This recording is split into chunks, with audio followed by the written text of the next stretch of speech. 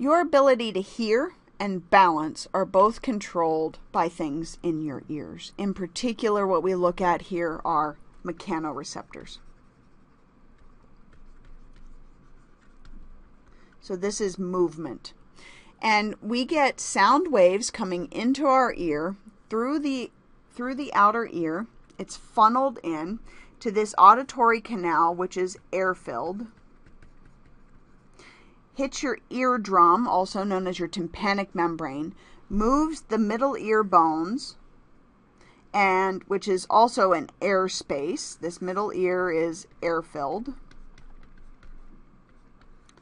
and sends the signal through to your cochlea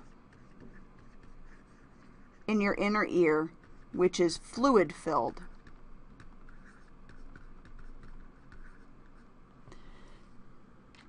So when we look at your external ear, its whole purpose is to funnel sounds in.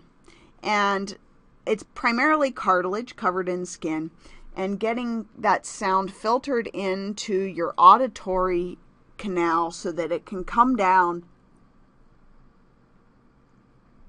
and bounce sound waves against your tympanic membrane or your eardrum. When it does that, it's going to turn those air waves, those sound waves, into mechanical movement by moving these ossicles or bones of your middle ear. And when we get that vibration set up, here is your eardrum. You can't see your eardrum this well. This is a very, very straight and wide auditory canal. But you do see some earwax here. Yummy.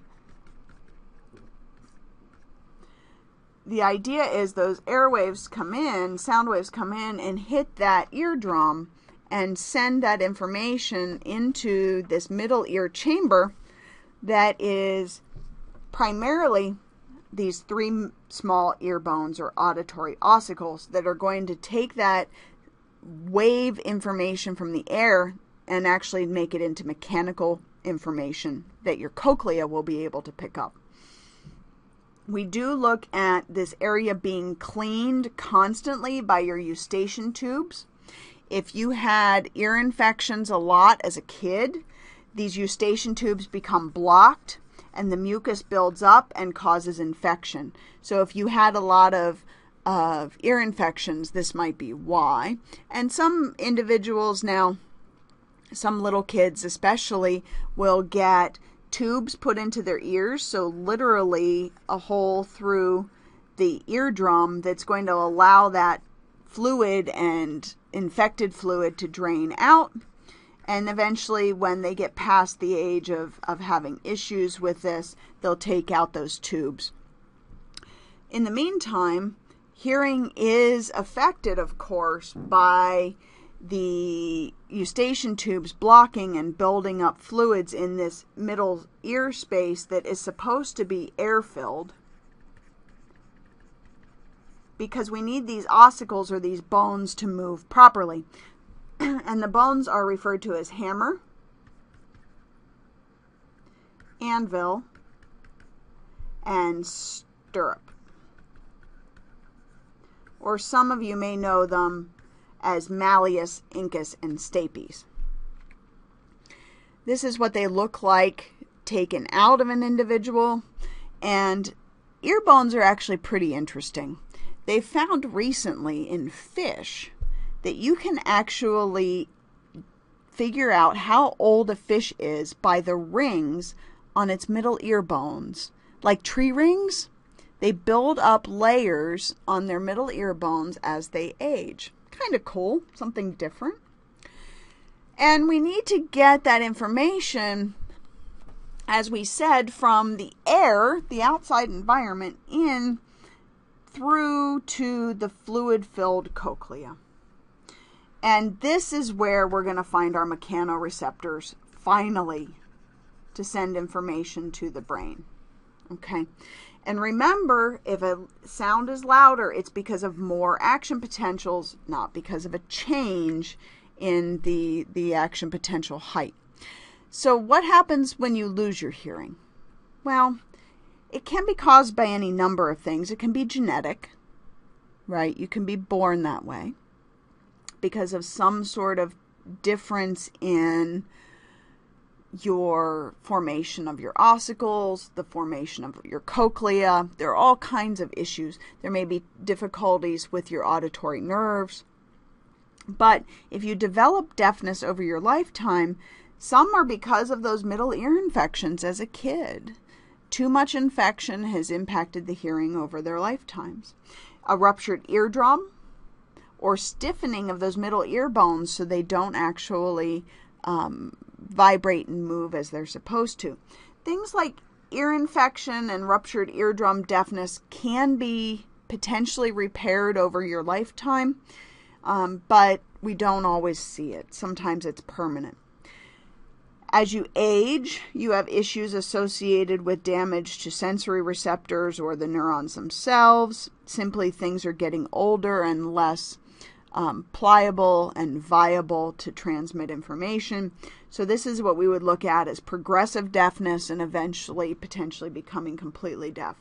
Many people often report just a loss of particular frequencies or amplitudes of sound, pitches of sound over their lifetime. Maybe they can't hear very high-pitched things or very low-pitched things with age. What we look for to actually transmit this information in your system, like we said, is in your cochlea.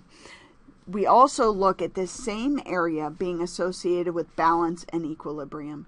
So we have 3 specific organs in your inner ear associated with your cochlea. It's your semicircular canals, your utricle, and your saccule.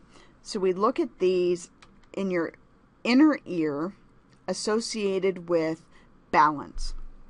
So this part of your inner ear is associated with balance. This part of your inner ear is associated with hearing. But inside both, we have hairs. And those hairs are what are the mechanoreceptor connections. So down here, we have all these nerve fibers coming in. These are mechanoreceptors, and they're picking up movement.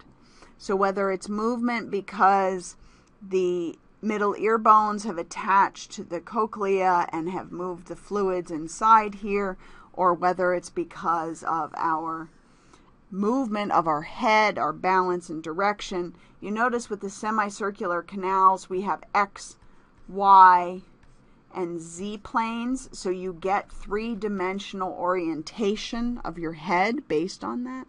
But all of them are based on the moving of these hairs. And as we age, these hairs get shorter and shorter and shorter.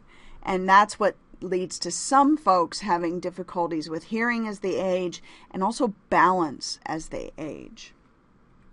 Some of you may have vertigo or the sensation that you're constantly moving even when you're standing still. This has to do with the fluids moving inside those organs and constantly telling you that you're moving. Some of you are prone to motion sickness, and this is associated with the idea that you have some sort of miscommunication between your eyes and your inner ear. And often this is remedied to some extent by simply closing your eyes and letting your brain decide what's up and down and not being confused by what you see on a rocking boat or a moving plane.